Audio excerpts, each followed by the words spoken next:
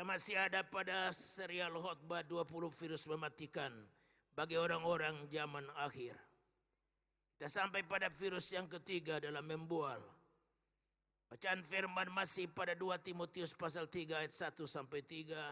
Dan kita akan bacakan ayat ini secara bersama-sama setelah hitungan 1 sampai 3. Saya jemput kembali, kita bangkit berdiri bersama, kita bacakan 2 Timotius 3 ayat 1 sampai 2 secara bersama-sama setelah hitungan 1 sampai 3.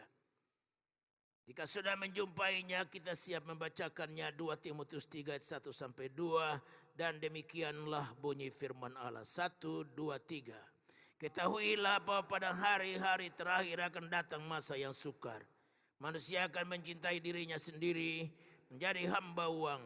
Mereka akan membual dan menyombongkan diri. Mereka akan menjadi pemfitnah. Mereka akan berontak terhadap orang tua dan tidak tahu berterima kasih, tidak memperdulikan agama. Amin. Silakan duduk. Tuhan memberkati kita sekalian. Ayat 2, kalimat pendahuluannya berkata, manusia akan mencintai dirinya sendiri dan menjadi hamba uang. Hari ini pokok yang ketiga, mereka akan membual. Kata membual dalam Kamus Besar Bahasa Indonesia artinya omongan yang sia-sia. Omongan yang tidak bermakna. Omongan yang dilebih-lebihkan, yang mengada-ada. Karena itu betapa pentingnya omongan kita. Kita tidak dipanggil untuk menyabarkan berita-berita kosong. Itu bukan panggilan kita. Setiap anak Tuhan punya panggilan yang jelas. Dia punya berita untuk dikabarkan bagi dunia yang terhilang ini. Oleh sebab itu kita sedang ada pada membahas sebuah topik yang luar biasa. Karena berpengaruh dengan lidah. Alkitab berkata mati hidup kita tergantung kepada lidah kita bagaimana menggemakannya. Jika kita menggemakan yang baik, kita akan memetik buah yang baik. Oleh sebab itu lidah ini sesuatu yang luar biasa. Saya membaca sebuah buku dan saya temukan doa seorang saleh. Dia berkata begini, ya Tuhan, jika Engkau ambil kembali segala macam karunia, Engkau karuniakan kepada hamba, hamba ingin mempertahankan satu saja, yaitu karunia berkata-kata. Saudara, di sini bagaimana karunia berkata-kata itu begitu luar biasa pengaruhnya. Jadi tanpa kata-kata kita tidak bisa berkomunikasi. Kita bisa berkomunikasi dengan Tuhan yang membaca hati tanpa kata-kata. Oleh karena air mata kita pun bisa Tuhan baca. Hati kita saja Tuhan bisa baca. Jadi kita nggak usah perlu kata dengan Tuhan itu harus memenuhi persyaratan, memenuhi tata bahasa, subjek, predikat, objek, dan keterangan-keterangan lainnya. Tidak perlu. Tuhan membaca hati. Air mata saja Tuhan baca. Tetapi dengan manusia kita perlu menyusun kata. Oleh sebab itu betapa pentingnya kata-kata untuk komunikasikan diri kita. Memasarkan diri kita. Diri kita ini harus dipasarkan. Karena diri kita begitu berguna bagi Tuhan. Berguna bagi sesama dan berguna bagi diri kita sendiri. Jadi bagaimana diri kita ini kita bisa pasarkan tanpa alat bernama komunikasi. Dan lidah itulah alat untuk kita pakai. Saya melihat bahwa dari segala macam anggota tubuh manusia ini, lidahlah yang punya pengaruh yang luar biasa. Kita tidak bisa menjangkau ribuan manusia, bahkan puluhan ribu dalam satu waktu pada saat yang sama. Kecuali lidah. Sebutkan anggota tubuh mana yang sudah mau sebutkan. Mata, tangan, kaki, gak bisa. Tapi coba mulut. Saya sebagai pengkhotbah diundang kemana-mana. Dalam dan luar negeri, di lapangan-lapangan bola kaki, di gedung-gedung besar. Dan puluhan ribu manusia hadir. Hanya dengan kata-kata saja saya bisa menjangkau mereka semua. Betapa hebatnya pengaruh kata-kata. Mereka yang lemah bisa dikuatkan. Pada saat yang sama jumlahnya banyak. Mereka yang berdosa bertobat meninggalkan langkah yang salah. Dan berpaling kepada Tuhan hanya lewat kata-kata. Makanya betapa pentingnya kata-kata itu. Yang dapat dipergunakan dengan bijaksana. Oleh sebab itu hari ini saya ingin mengajak kita merenungkan 3 hal. Bertelian dengan kata-kata. Yang tidak berisikan hal-hal yang sia-sia, kosong dan hampa.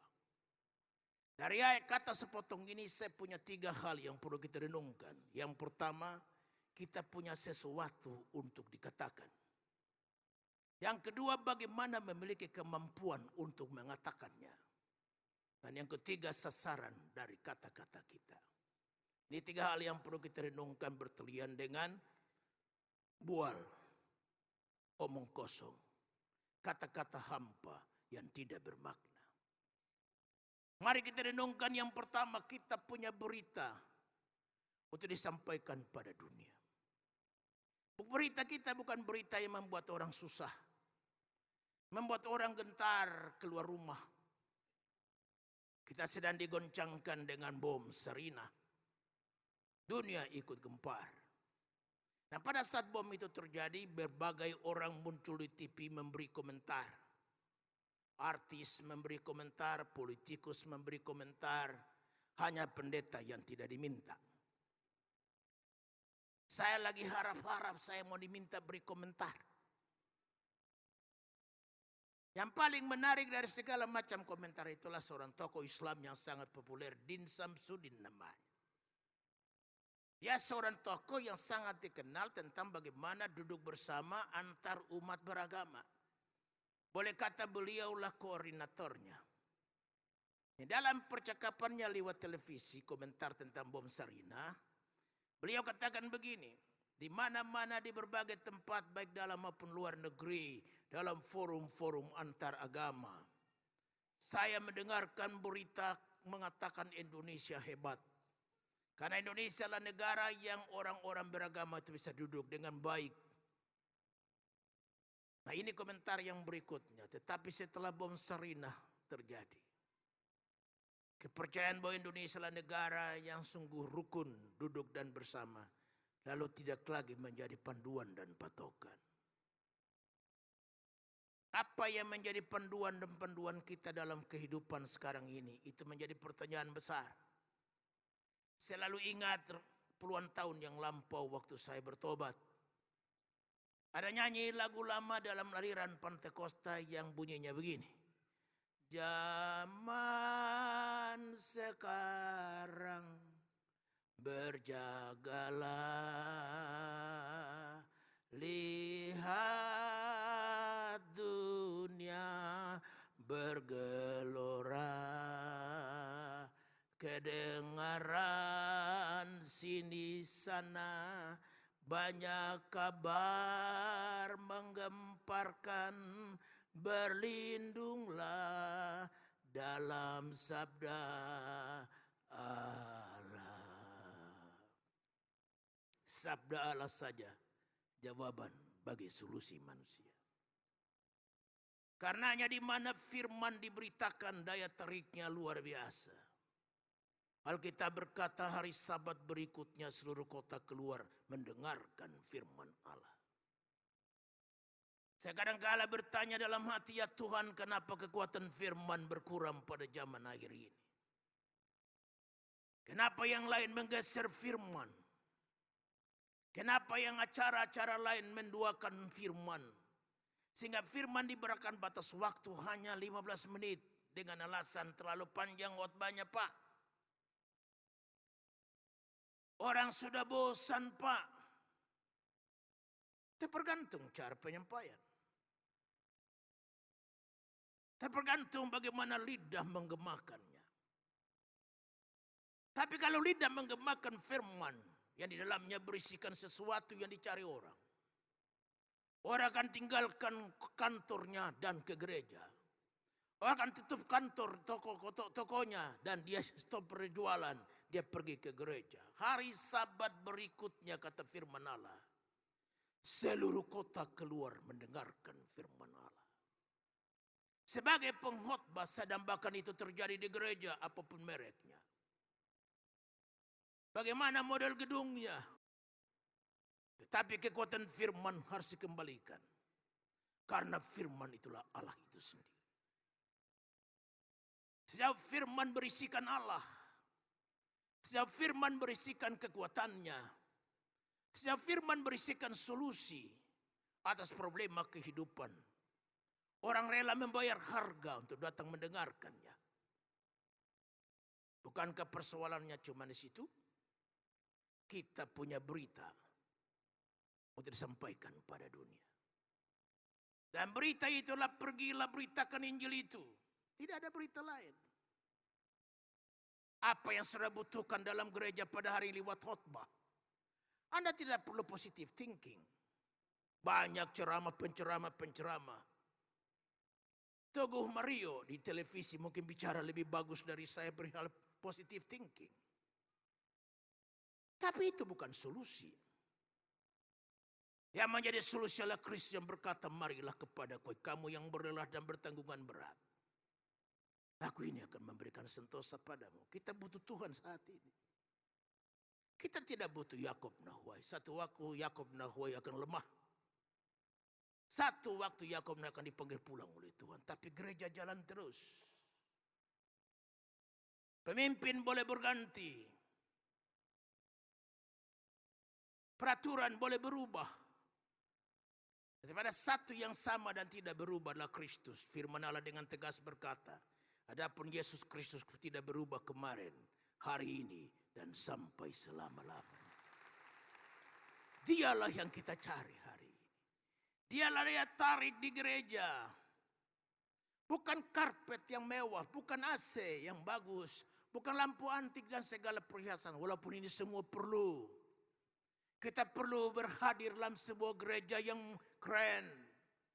Nabi Hagai berkata, kalau kau tinggal di rumah-rumah yang bagus, kenapa rumahku bocor? Berarti Tuhan juga mendambakan sebuah rumah yang lebih bagus dari rumah kita. Dia memerlukan satu tempat kediaman yang lebih bagus dari tempat kediaman masing-masing kita. Berarti berikanlah yang terbaik bagi Allah yang tertinggi, merupakan moto pelayanan. Tetapi itu bukan menjadi nomor satu. Yang nomor satu adalah Kristus. Daya tarik dari gereja adalah Kristus sebagai kepala. Kuasanya saat dia ditinggikan dari situ, kerasa sesuatu. Saat dia saja menjadi pokok percakapan, lalu sesuatu menjadi berubah. Rancangan menjadi berubah. Doa lalu menjadi berubah. Unsur meminta lalu berubah menjadi menyembah. Tadi kita sudah catat nih, sampai di gereja saya akan doa gini. Tapi setelah pada saat ibadah, Yesus ditinggikan. Namanya diagungkan dan dia saja dan bukan yang lain. Lalu program berubah. Nyanyian yang disusun rapi menjadi berubah. Khotbah yang sudah dirancang dari rumah berubah. Oh, berapa banyak kali pengkhotbah kita dengar dia berkhotbah. Saudara-saudara, Tuhan ngomong lain sama saya hari ini, saya berkhotbah begini. Kenapa bisa begitu? Saudara yang ngerti persoalan, ini pendeta kurang persiapan ya. Itu bukan masalah kurang persiapan. Itu masalahnya adalah seorang di balik semua yang sedang mengatur, apa namanya itu, Roh Kudus. Dan pada saat Roh Kudus bekerja, semua berubah. Tulang-tulang belulang berubah menjadi tentara-tentara yang gagah dan perkasa. Kepada Nabi Yehezkiel Tuhan berfirman, berkata-katalah kepada tulang belulang ini. Yehezkiel berkata, bahwa dia berubah menjadi makhluk yang ada darah, ada daging, ada nyawa, ada roh.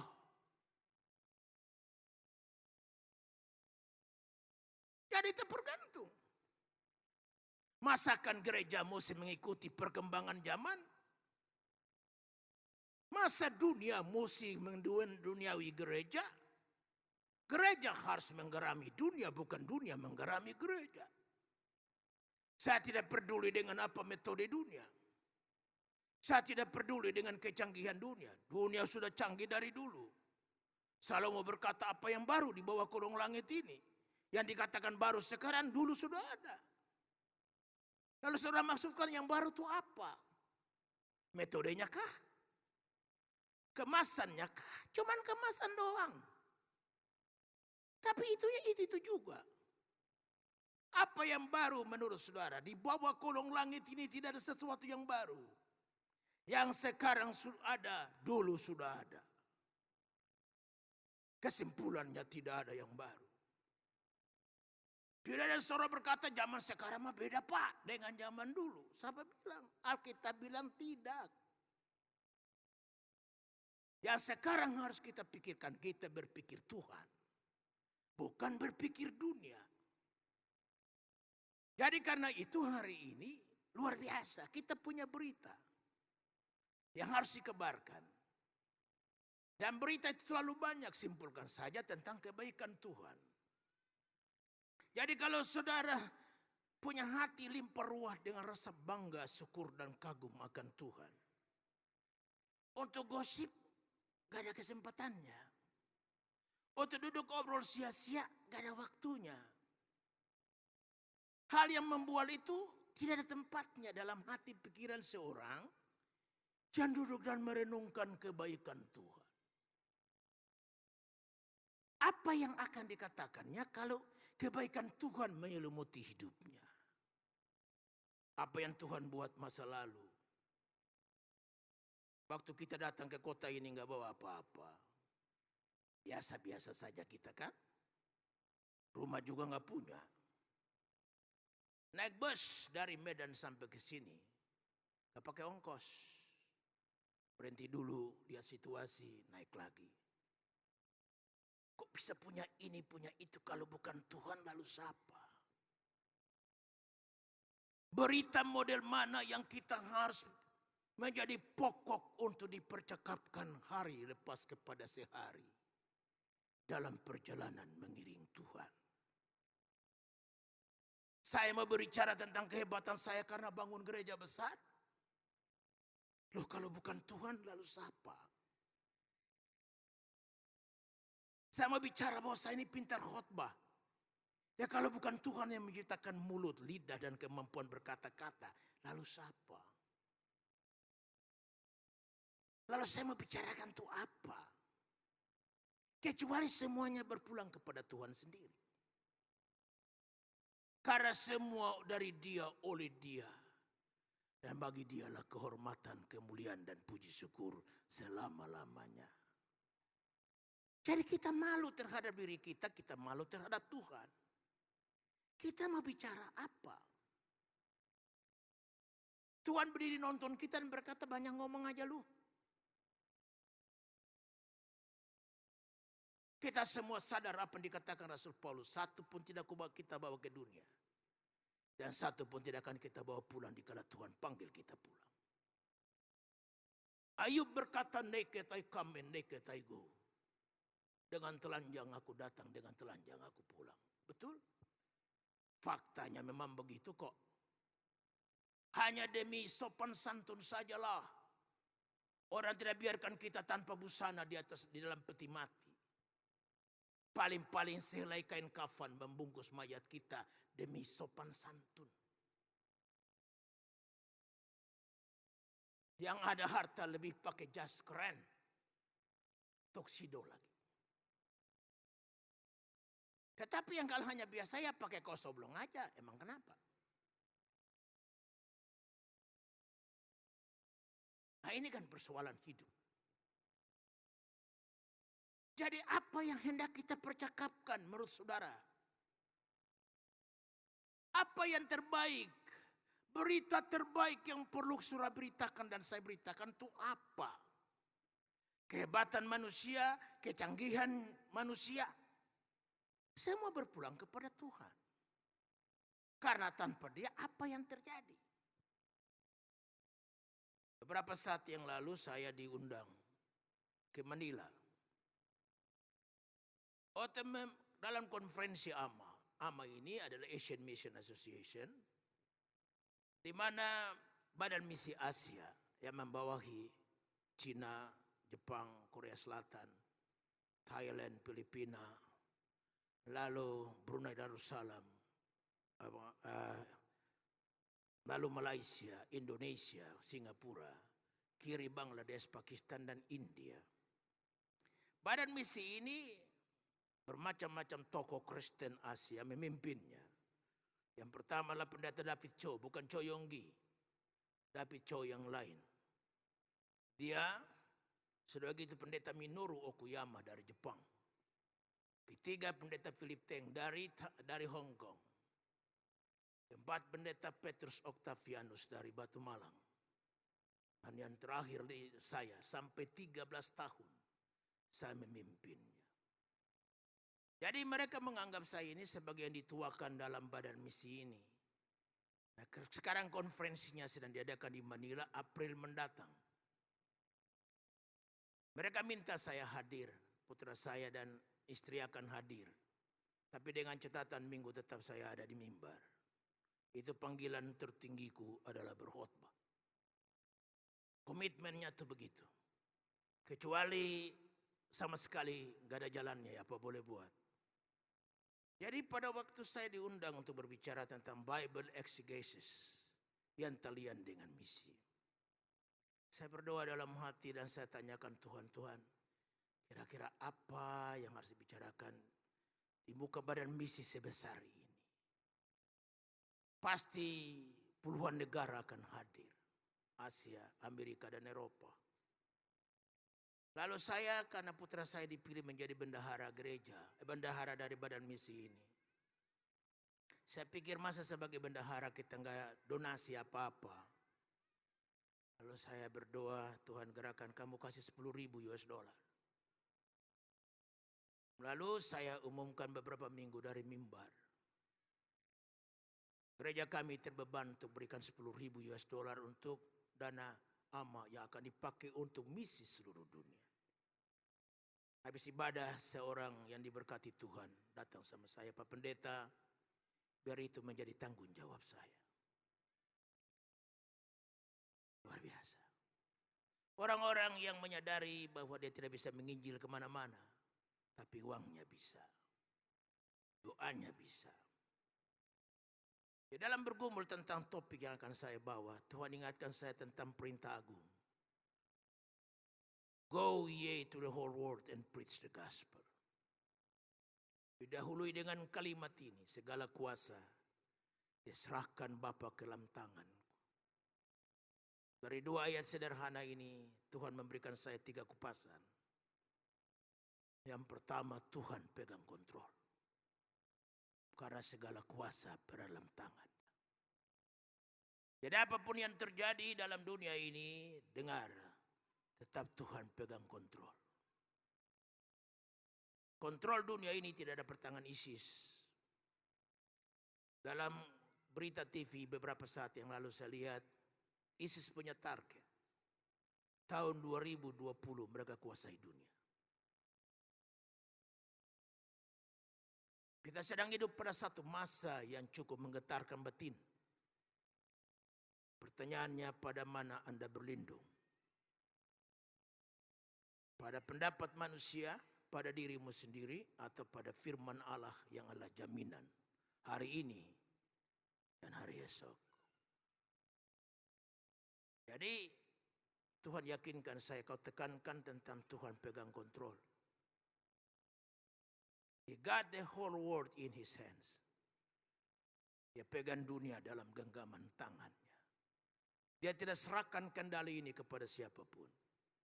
Orang boleh bakar gereja, tapi orang tidak bisa bakar kepala gereja yang bernama Yesus Kristus. Orang bisa pancung kepala penginjil, tapi orang tidak bisa memancung kepala yang punya Injil bernama Yesus Kristus. Ini keyakinan gereja. Yang kedua, the show must go on. Harus ada berita yang tetap diberitakan. Apa itu? Beritakanlah Injil. Dan apakah Injil itu? Injil adalah cerita tentang bagaimana Allah menyelamatkan manusia dalam pribadi seorang yang bernama Yesus Kristus. Dan bahwa mereka dalam hubungan yang baik dengan Allah itu sendiri. Jadi sekedar kenal Tuhan belum cukup. Harus ada relasi yang baik dengan Tuhan sampai tutup mata. Dan yang ketiga, ada target dari Injil. Tiap lutut harus bertelut dan tiap lidah harus mengaku bahwa Yesus Kristus adalah Tuhan. Jika meleset dari target ini, maka semua hampa dan membual. Sebabnya 3 ini juga yang akan saya kupas pada hari ini. Yang pertama, kita punya berita. Injil. Yesus Kristus. Kita ngomong tentang lain rohnya Yesus. Ngomong tentang perpuluhan rohnya Yesus. Ngomong tentang iman rohnya Yesus. Ngomong tentang mujizat rohnya Yesus. Semua mengarah hanya kepada Dia dan bukan lain. Sejauh ini kita kerjakan. Maka gereja tidak ada pada posisi membual. Tapi dia punya berita yang harus diberitakan. Ceritakanlah kebaikan Tuhan. Di masa lalu, di masa sekarang, dan di masa-masa yang akan datang sesuai janji-janji hebatnya. Karena itu betapa penting berita ini yang harus kita beritakan. Jika ini menjadi target, menjadi goal hidup kita. Pertanyaannya adalah, di manakah tempat bagi membual? Di manakah tempat untuk duduk gosipin orang? Di mana tempatnya untuk cerita dosa dan kesalahan orang? Mana ada waktu bagi orang yang hatinya dipenuhi dengan syukur, rasa bangga dan kagum akan Tuhan. Atas segala kebaikannya, mengampuni dosa, darah yang menyucikan najis dosa, luka bilur yang menyembuhkan sakit penyakit, pemagaran dan perlindungan benteng Tuhan. Sehingga dalam umur yang sekian tetap sehat. Kerja sedikit tapi hasilnya luar biasa. Kalau bukan Tuhan lalu siapa? Semua ini perlu disadari. Dan kalau itu memenuhi pikiran, hati kita, duduk kita pikirkan, mimpi pun kita pikirkan kebaikan Tuhan. Alkitab yang paling panjang adalah Mazmur. Dan pasalnya 119 yang paling panjang. Mazmur artinya pujian. Mazmur artinya nyanyian. Nyanyian disertai dengan iringan musik.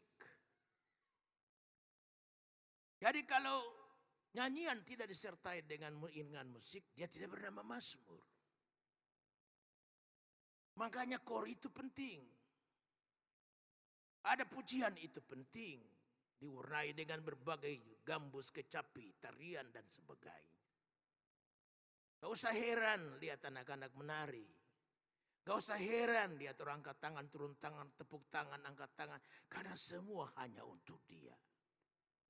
Itulah Mazmur. Dan Mazmur itu hanya berisikan pujian, doa dan penyembahan. Nah, bagaimana kita bisa mengkomunikasikan itu? Kalau kita tidak punya hati yang limpah ruah dengan syukur, kebaikan, anugerah dan rahmat Tuhan. Dan satu lagi yang perlu kita renungkan dalam pokok pertama ini adalah bagaimana kita merenungkan panggilan dan pilihan Tuhan bagi kita. Rasul Yakobus, Rasul Petrus dalam 2 Petrus pasal 1 ayat 3 sampai 8 menggambarkan panggilan kita yang luar biasa. Dengar saya baca 2 Petrus pasal 1 ayat 3 sampai 8. Karena kuasa ilahinya telah menganugerahkan kepada kita segala sesuatu yang berguna untuk hidup yang saleh oleh pengenalan kita akan Dia. Yang telah memanggil kita oleh kuasanya yang mulia dan ajaib. Ayat 4. Dengan jalan itu Ia telah menganugerahkan kepada kita janji-janji yang berharga, yang sangat besar, supaya olehnya kamu boleh mengambil bagian dalam kodrat ilahi dan luput dari hawa nafsu duniawi yang membinasakan dunia.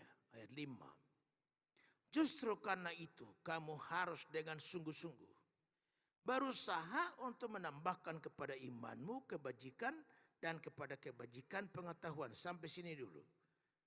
Ayat 5 dulu, hadirkan ayat 5, jangan dipindahkan dulu. Nah, kalimatnya berbunyi justru karena itu kamu harus dengan sungguh-sungguh berusaha untuk menambahkan kepada imanmu. Saya percaya keselamatan itu tidak ada usaha kita. Keselamatan itu anugerah. Tetapi setelah diselamatkan, Rasul Petrus mengatakan sesuatu. Kalimatnya sungguh-sungguh berusaha. Lalu kembali berarti sebelum selamat anugerah. Setelah selamat ada kalimat bersungguh-sungguh berusaha. Ada firman yang lain, kerjakanlah keselamatanmu dengan takut dan gentar.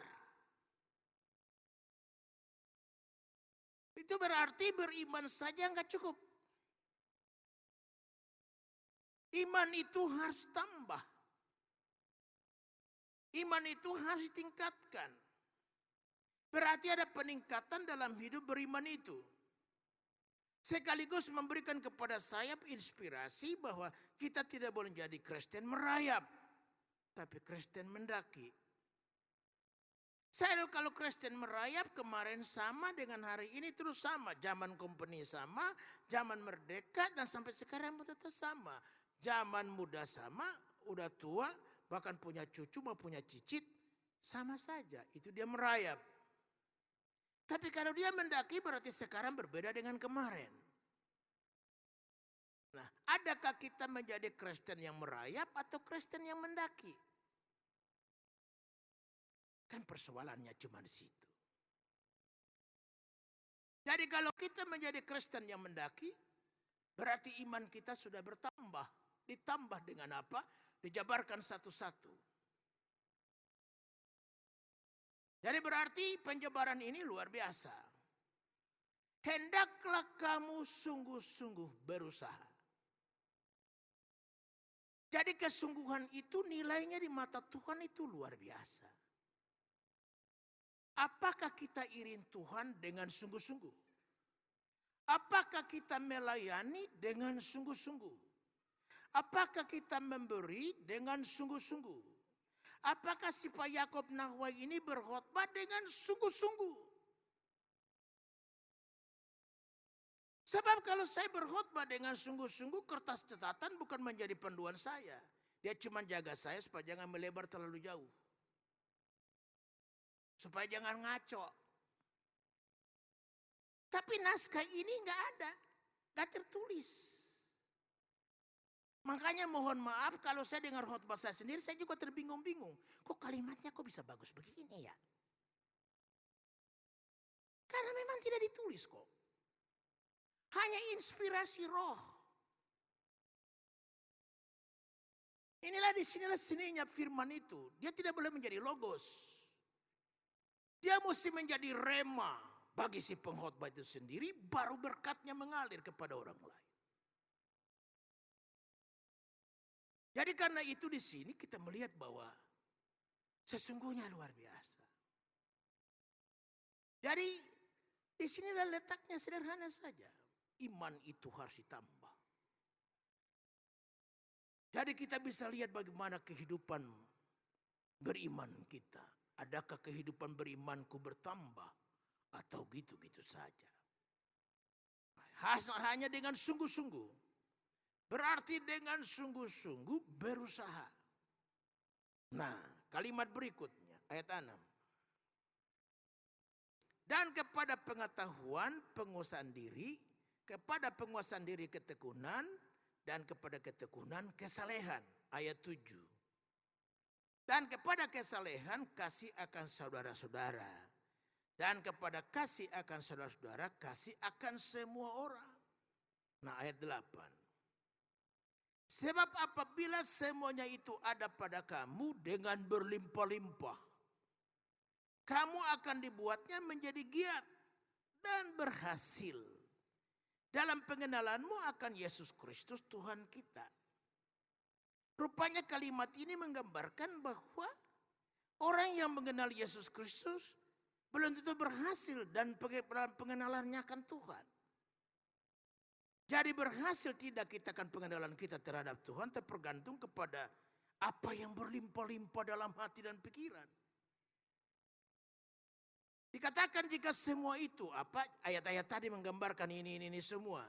Jika dia berlimpah-limpah, kamu akan dibuatnya menjadi giat. Jadi giat itu tidak perlu didorong dari luar. Buku saya yang terbaru yang saya bagi, The Art of Talking to Yourself, seni memacu diri sendiri untuk meraih kehidupan yang produktif. Kembali kepada diri, berpulang kepada diri sendiri. Kita harus memacu diri kita. Hai jiwaku, bangkitlah. Bangunlah dari tidur dan biar Kristus bersinar di atasmu. Berarti kita harus memacu diri kita sendiri. Tidak bisa orang lain datang untuk memacu kita. Kadangkala kita bergantung pada orang lain, betul. Tetapi kadangkala tidak semua orang mesti selalu mengikuti kita 24 jam sehari.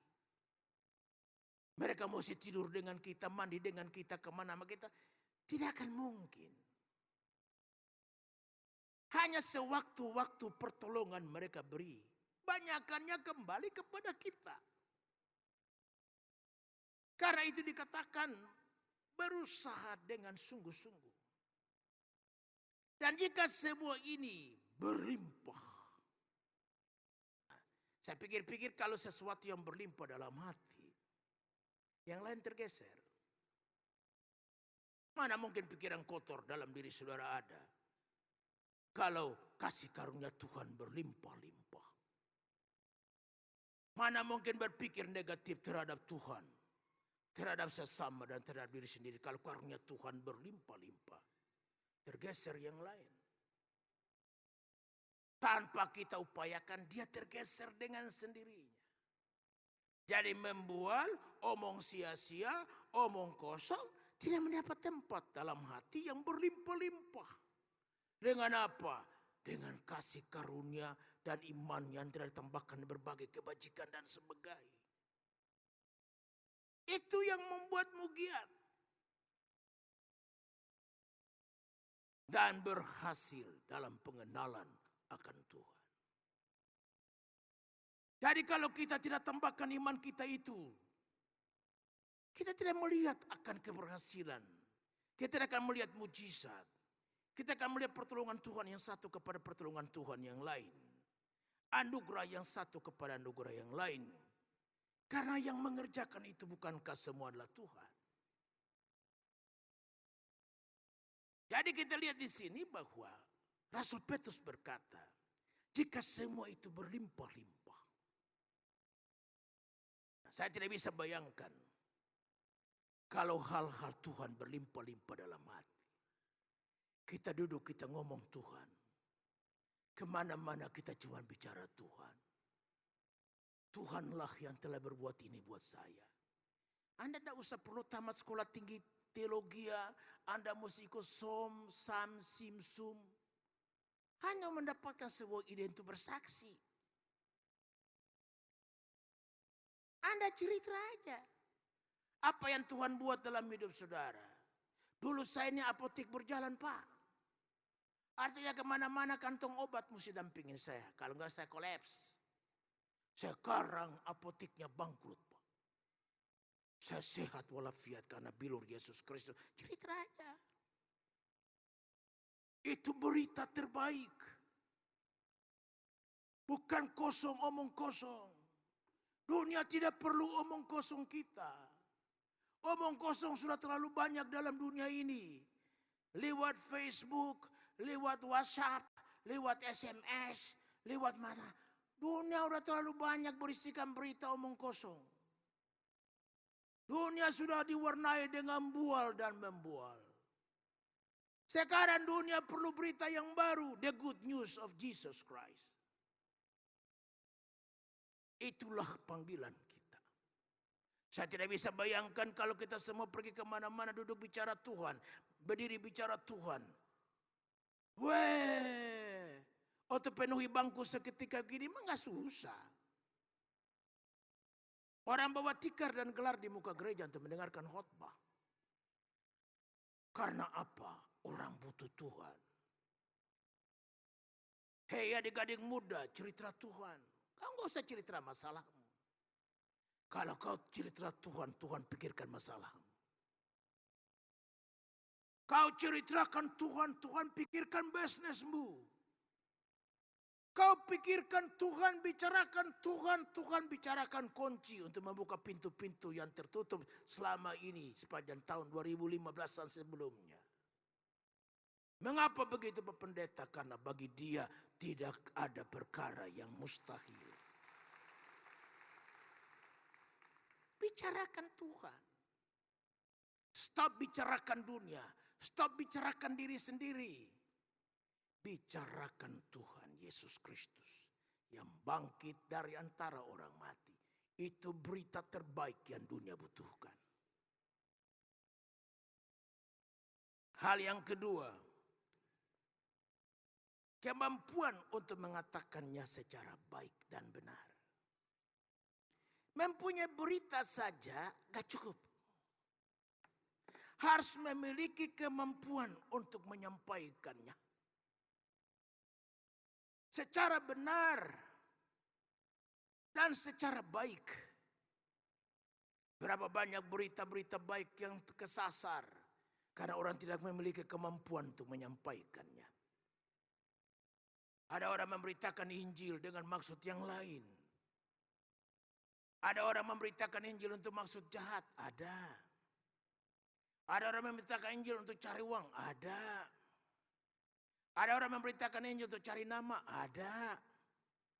Ada orang memberitakan Injil dengan maksud-maksud duniawi, banyak.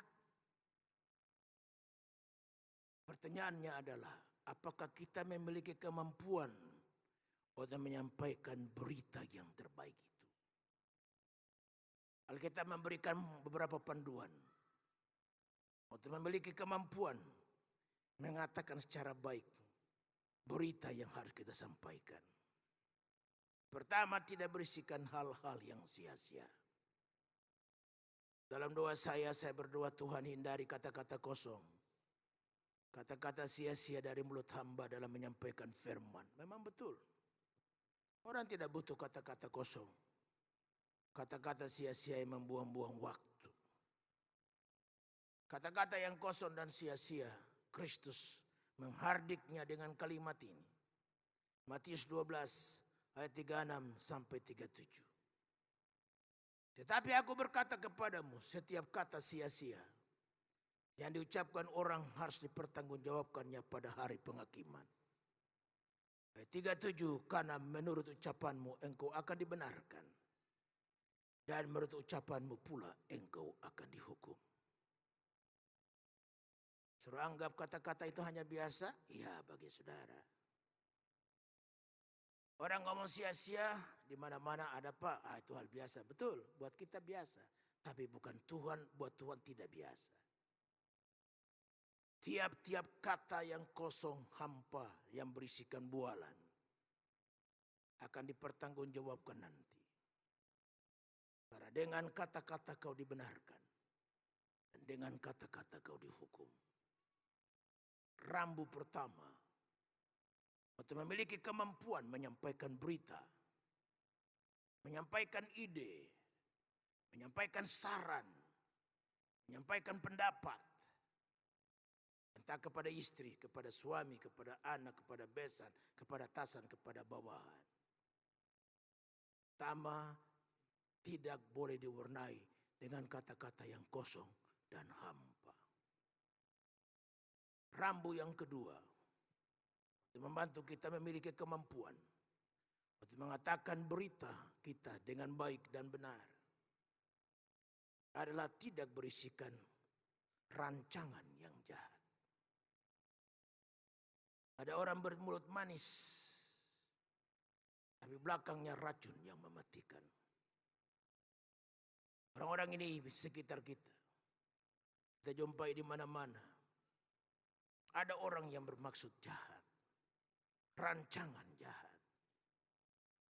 Dari mulutnya kelihatan bagus, tapi hatinya lain. Yeremia sang nabi ribuan tahun yang lampau mengungkapkan hal ini. Yeremia 9 ayatnya yang ke-8. Lidah mereka adalah anak panah yang membunuh. Perkataan dari mulutnya adalah tipu. Mereka berbicara damai dengan temannya. Dalam hatinya mereka merancang pengadangan terhadapnya. Kita melihat bagaimana lidah yang tidak dipakai dengan hikmat dan bijaksana. Dia berisikan rancangan-rancangan jahat. Berapa banyak orang tertipu, berapa banyak orang tergoda hanya karena rayuan manis. Mulut bagus dijauhkan Allah di antara kita. Biar kita belajar mengatakan iya di atas ya dan tidak di atas tidak. Kenapa kita takut mengatakan itu? Apa kita takut kehilangan klien? Apa kita takut kehilangan langganan? Kenapa kita tidak berani mengatakan ya di atas ya dan tidak di atas tidak? Bukankah yang mengirim klien itu Tuhan? Bukankah yang mengadakan segala berkat itu Tuhan? Saya selalu berkata pada posisi mana kita berada. Kita berada pada posisi cari uang atau uang cari kita. Kita berada pada posisi cari berkat atau berkat cari kita. Nah, karenanya saya bilang tadi tidak terlalu berlebihan, tidak mengada-ada, tidak membual. Kalau saya katakan kalau kita pikirkan Tuhan, Tuhan pikirin kita. Kalau kita pikirkan rancangan Tuhan, rancangan kita dibela Tuhan. Kita utamakan Tuhan, Tuhan tidak kekurangan metode dan cara untuk menempatkan kita pada posisi utama di antara segala macam posisi yang pernah dicari manusia. Tepuk tangannya mana? Bengong ya?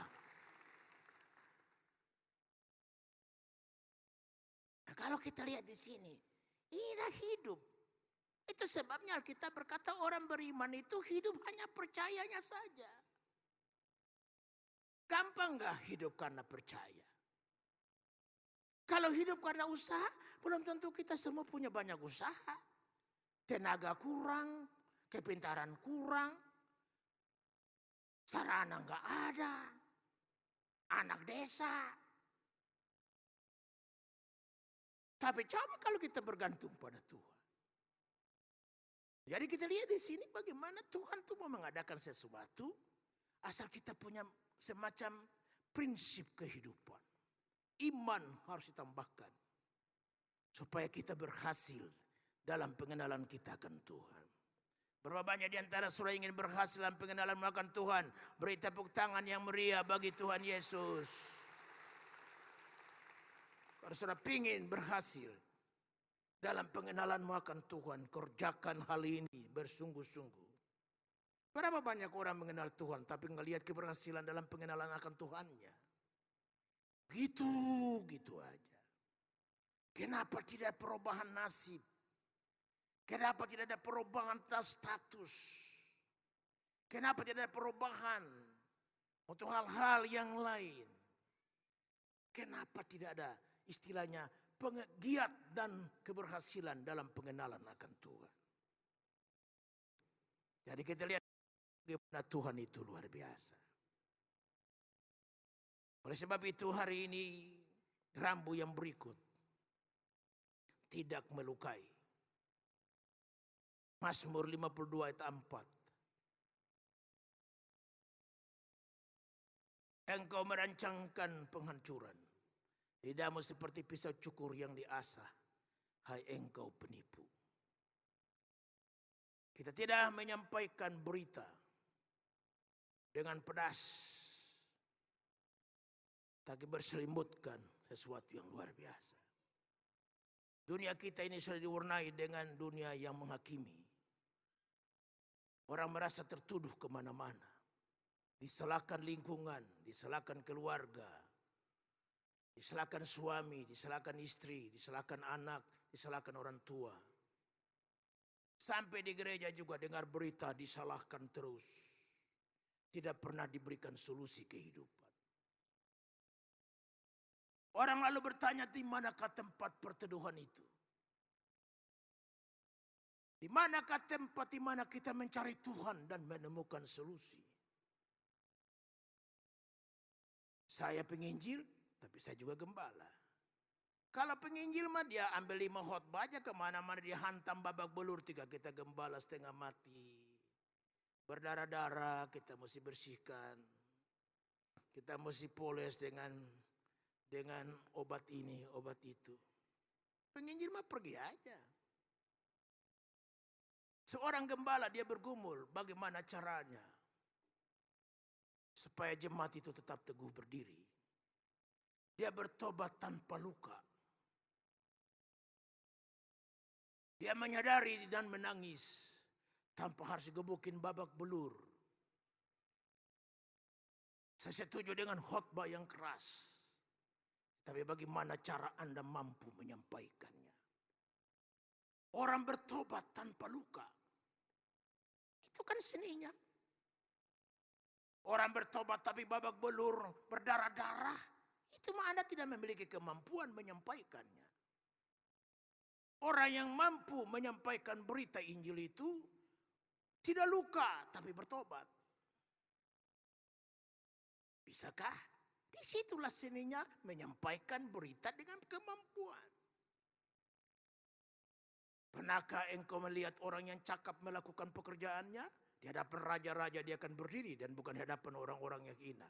Kenapa kata cakap dikaitkan? Menyampaikan khotbah itu perlu kecakapan. Menyampaikan ceramah perlu kecakapan. Tidak semua orang cakap. Hanya segelintir orang. Dan untuk menemukannya ada rambu-rambu yang membantu. Dan firman Allah jelas, pelita pada kaki dan terang pada jalan.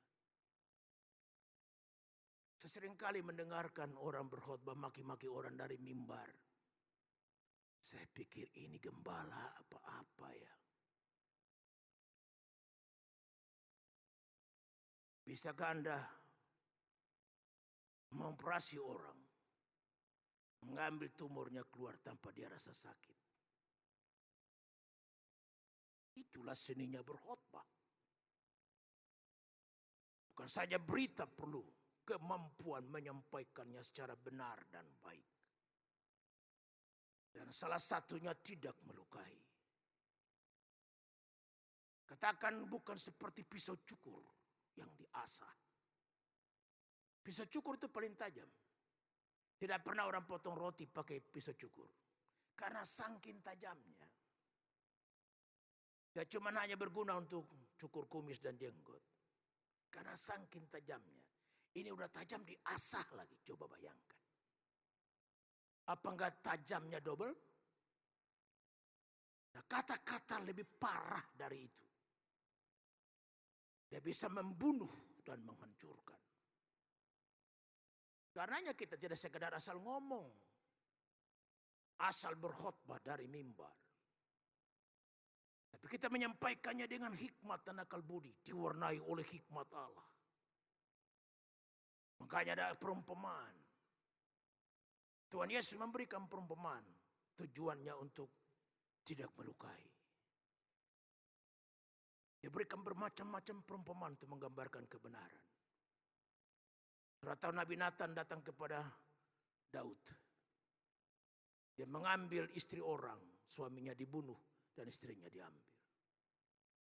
Siapa berani melawan Daud? Goliat saja kalah sama dia. Apalagi Nabi Nathan. Sebab Nathan datang dengan hikmat. Dia berkata, Tuanku, aku punya sebuah cerita dan butuh pendapat Tuhan. Ada seorang yang kedatangan tamu. Dan lazimnya orang yang kedatangan tamu, khasar roti yang disuguhkan. Ada daging yang dimasak.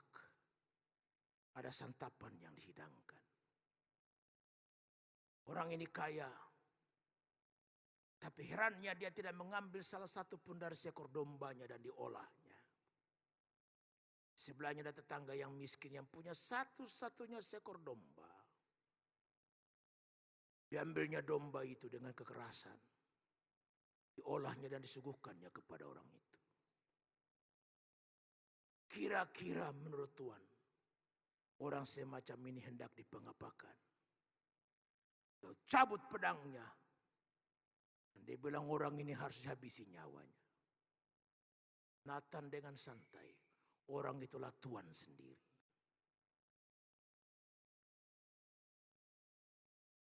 Saudara bisa bayangkan? Daud bertobat tanpa luka.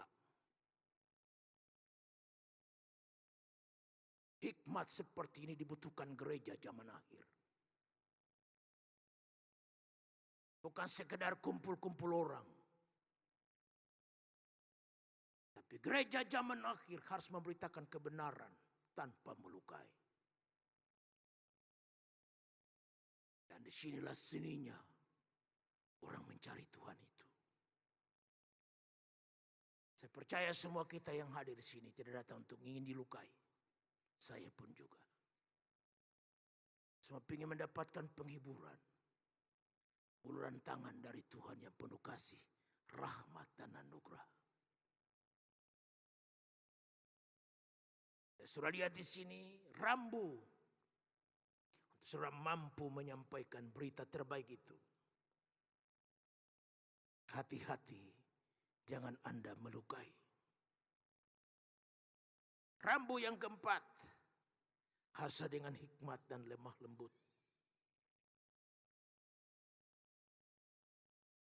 Dalam buku saya yang terbaru yang saya bagi saudara, nada suara bisa menciptakan pertengkaran. Datang dengan orang langsung kasar, terpancing emosi. Ngapain lo pada sini? Tetapi orang sudah kepancing emosi.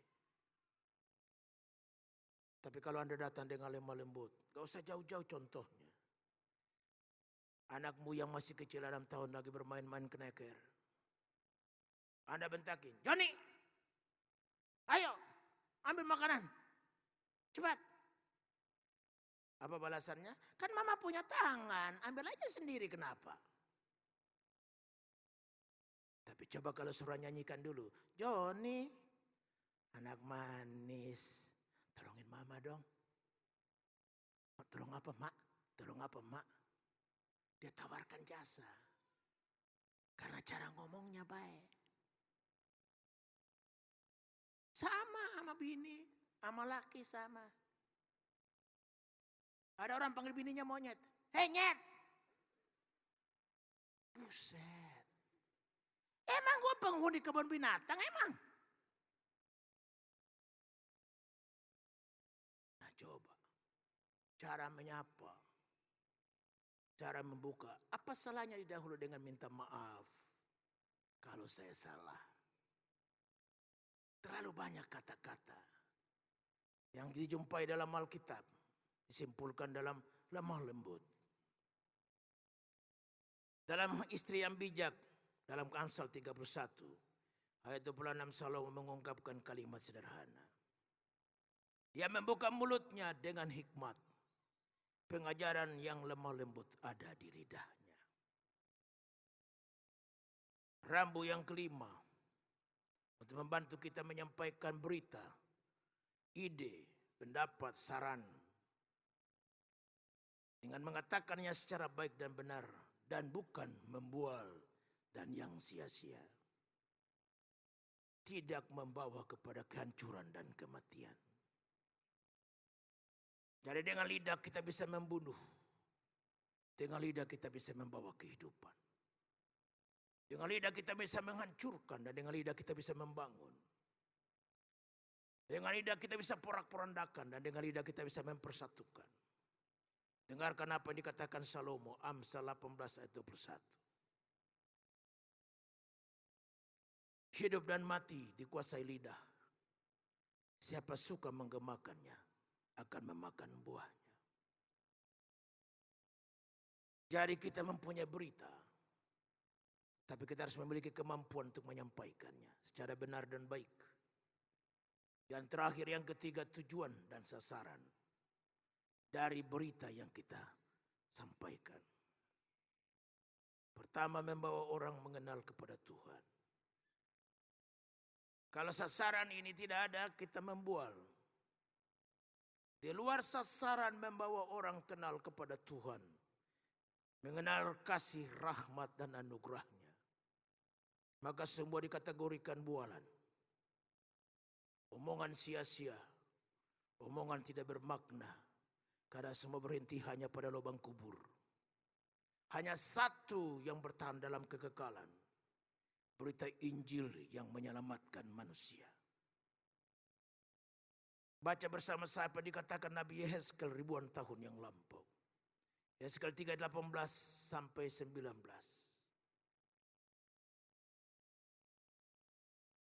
Yehezkel 3:18 sampai 19. Kalau aku berfirman kepada orang jahat, engkau pasti dihukum mati. Engkau tidak memperingatkan dia atau tidak berkata apa-apa untuk memperingatkan orang jahat itu dari hidupnya yang jahat. Supaya ia tetap hidup, orang jahat itu akan mati dalam kesalahannya. Tetapi aku akan menuntut pertanggungan jawab atas nyawanya dari pedang.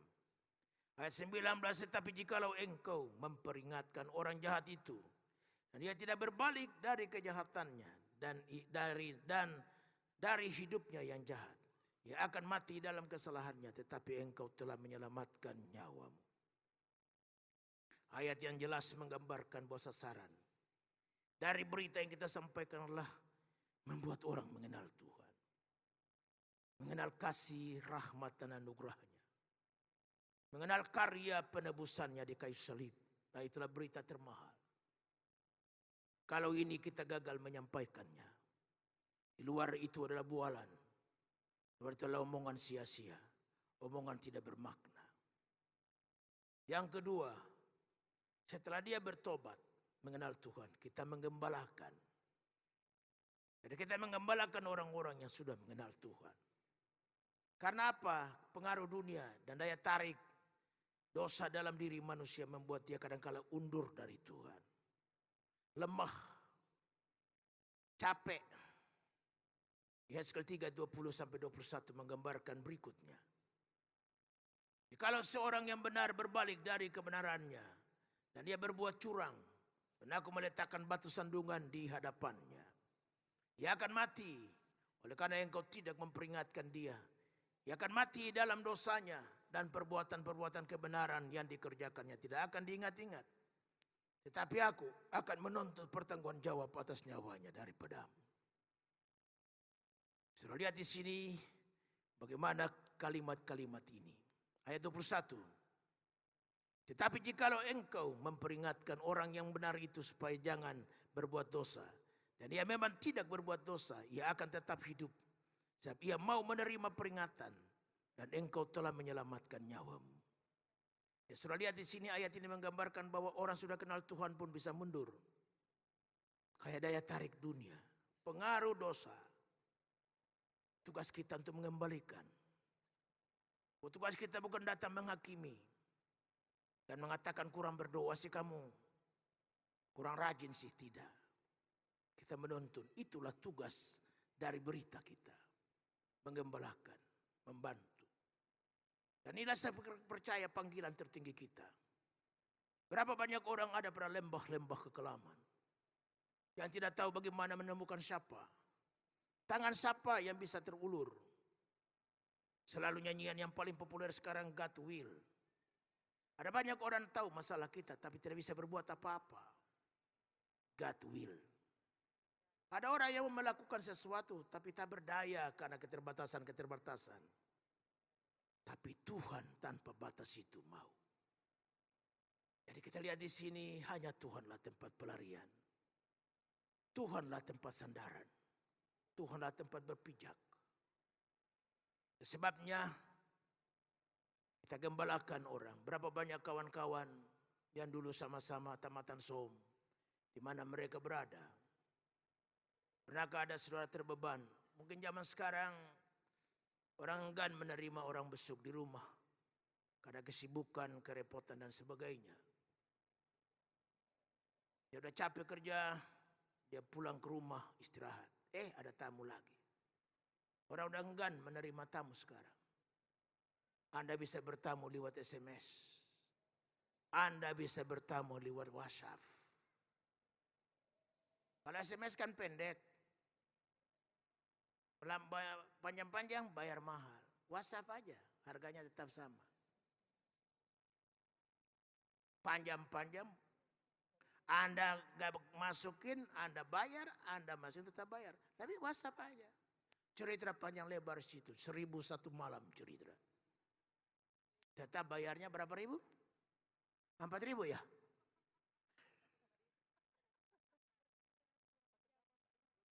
Ya terserah saudara sudah mau bayar berapa mah terserah aja udah.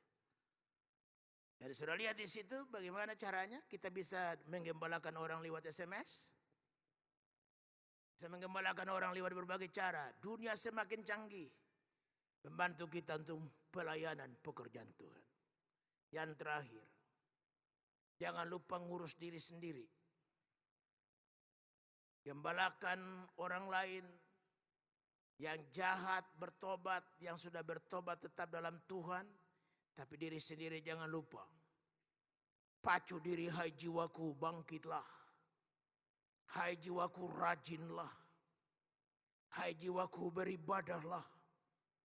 Hai jiwaku bikin moto, apapun yang terjadi ibadah jalan terus. Itulah yang dikatakan Rasul Paulus 1 Korintus 9:27. Ayat yang populer ini kita baca sama-sama. Bagaimana kalau kita baca sama-sama 1 Korintus 9:27, 1, 2, 3. Tapi aku melatih tubuhku dan menguasainya seluruhnya. Supaya sesudah memberitakan Injil kepada orang lain, jangan aku sendiri ditolak. Sebabnya hari ini kita punya berita. Kita harus mampu menyampaikannya secara benar. Dan sasarannya jelas. Tiap lutut harus bertelut. Tiap lidah harus mengaku Yesus Kristus adalah Tuhan. Amin. Mari kita bangkit berdiri nyanyi bersama saya. Lingkupiku dengan sayapmu. Apapun yang terjadi biar kita tetap setia. Lingkupiku dengan sayapmu.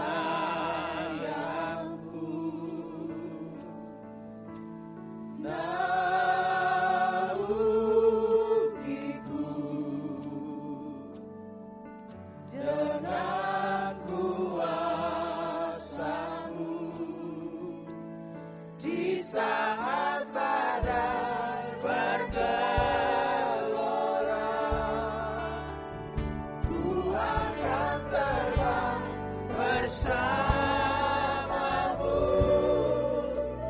Bapa Kau Raja atas semesta, tenang sebab Kau Allahku. Amin. Lingkupiku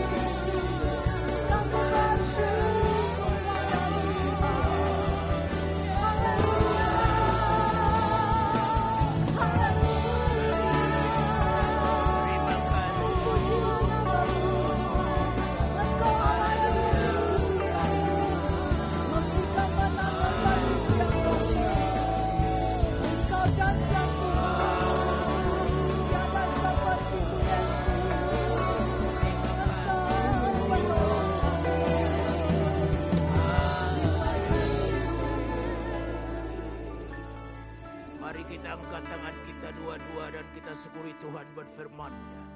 Bapa di sorga, kami bersyukur bahwa hari ini kami punya berita yang lain. Berita yang tidak sama seperti dunia yang menakutkan. Dan berita Injil, berita perihal Yesus yang menyelamatkan, Yesus yang menyembuhkan, Yesus yang memulihkan, Yesus membawa manusia dari kebinasaan kepada hidup yang kekal. Terima kasih Tuhan, Engkau baik dan amat baik. Dan biar kebaikan-Mu melimpah dalam hati, pikiran, dan jiwa kami. Kalau itu terjadi, mana ada mungkin gosip, kata-kata kosong yang sia-sia akan mewarnai hati, pikiran, bibir, dan lidah kami. Terima kasih buat firman-Mu ya Tuhan. Tapi bantu kami juga untuk memiliki kemampuan untuk menyampaikan berita Injil itu secara baik dan benar. Bukan saja berita Injil, tetapi pendapat, ide, saran, dan juga diwarnai dengan hikmat dan akal budi. Bukan dengan kata-kata yang melukai, kata-kata yang membunuh, kata-kata yang membinasakan, tapi kata-kata yang memberikan dorongan, pengharapan, solusi, jalan keluar dari problema kehidupan. Dunia kita adalah dunia yang rumit dan memerlukan solusi, dan gerejalah tempatnya untuk manusia menemukan itu. Ya Tuhan, terima kasih buat firman-Mu. Teraikan di hati kami ya Bapa. Bantu kami menyadari bahwa jika berita kami tidak menuntun orang kenal Tuhan dan menggembalakan mereka sampai setia akhir perjalanan hidup, maka berita kami cuma bualan. Berita kami cuma omong kosong. Berita kami cuma hal-hal sia-sia yang berhenti pada lubang kubur. Terima kasih buat firman-Mu meteraikan di hati kami. Dalam Yesus Kristus kami berdoa. Silakan turunkan tangan saudara. Adakah di antara kita yang mempunyai masalah, beban dan pergumulan? Firman Tuhan tadi mengajak kita, pikirkan Tuhan. Tuhan akan pikirkan kita. Utamakan Tuhan, Tuhan akan utamakan kita. Bela Tuhan, Tuhan akan membela kita. Angkat tanganmu kalau ada pergumulan yang saudara tidak mampu menanganinya, ada Tuhan di sini. Relakan Dia dengan kekuatan dan kuasa-Nya. Menjamah, mengulurkan tangan, memberikan solusi. Tak terbatas kuasa-Mu Tuhan, nyanyikan pujian ini dengan hati yang percaya dua kali. Dan kita akan masuk dalam doa. Kalau ada pergumulan, angkat tangan saudara sembari bernyanyi. Tak terbatas kuasa-Mu Tuhan, semua dapat Kau lakukan.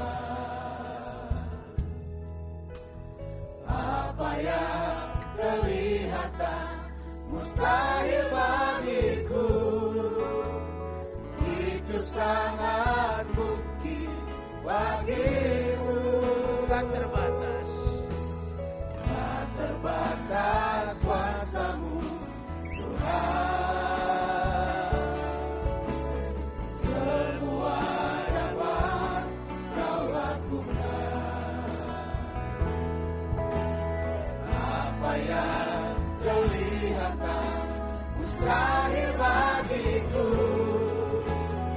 itu sangat mungkin bagimu. Di saat ku tak berdaya, kuasa-Mu yang sempurna. Ketika ku percaya, mujizat itu nyata. Bukan karena kekuatan, namun Roh-Mu yang Tuhan. Ketika ku berdoa, mujizat itu nyata. Di saat ku tak berdaya, kuasa-Mu yang sempurna. Ketika ku percaya, mujizat itu nyata. Bukan karena kekuatan, namun Roh-Mu yang Tuhan. Ketika ku berdoa,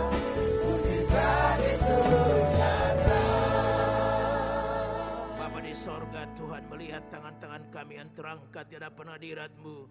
Kami percaya Engkau sajalah tempat pelarian kami. Engkau sajalah harapan kami Tuhan. Olehnya hari ini kami membawa masalah kami dengan tangan yang terangkat. Kami percaya, kami mani firman-Mu, mintalah maka kepadamu akan diberi. Kami mani firman-Mu, jangan khawatir barang apapun, nyatakanlah keinginan-Mu kepada Allah dalam doa, permohonan dan ucapan syukur. Kami mani firman-Mu, marilah kepada kamu yang berlelah dan bertanggungan berat, aku ini akan memberikan kelegaan kepadamu.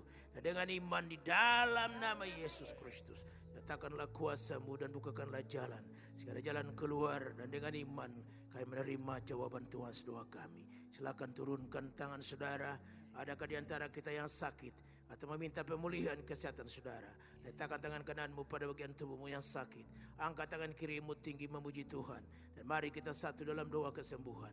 Bapa dalam surga, kami bersyukur berkorban yang sempurna yang dikerjakan Tuhan kami Yesus Kristus di kayu salib. Darah yang Dia tumpahkan, luka-luka bilur yang Dia deritakan, yang semuanya mempunyai kuasa untuk menyembuhkan sakit penyakit kami. Dan berdiri atas jaminan firman-Mu dalam nama Yesus Kristus. Segala penyakit dan kelemahan tubuh kami ikat, kami usir, kami tolak keluar. Penyakit yang Kau tinggalkan umat Allah pada hari ini, karena tubuh, jiwa dan roh kami milik Yesus Kristus. Dibeli dengan harga yang mahal dan tunai, dengan lunas, dengan darah dan domba Allah yang tertumpah kayu salib di Golgota 2000 tahun yang lampau.